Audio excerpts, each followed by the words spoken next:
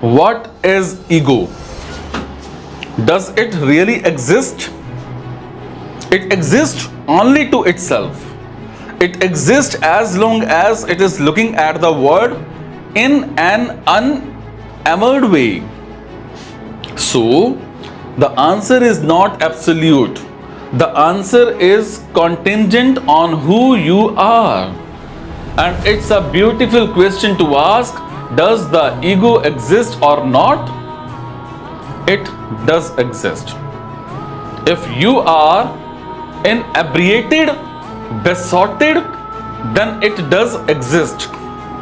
So pay attention, and it does not.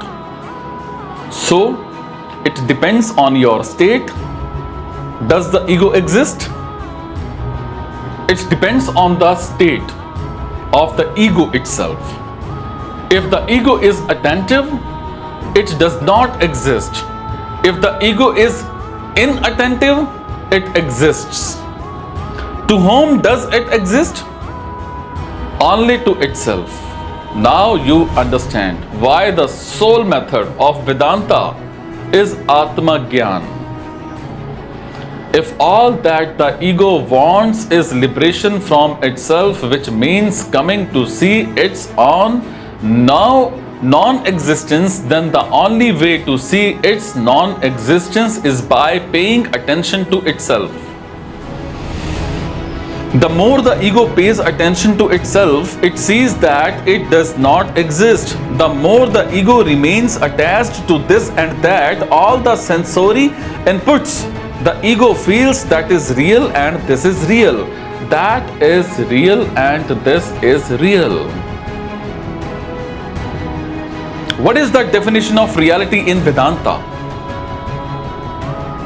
In general, we call something real if we can perceive it, verify it through senses. No, that is not the definition of reality in Vedanta. That which we call as reality in everyday parlance is just experience or perception. In Vedanta, the real is that which cannot be tested by anything.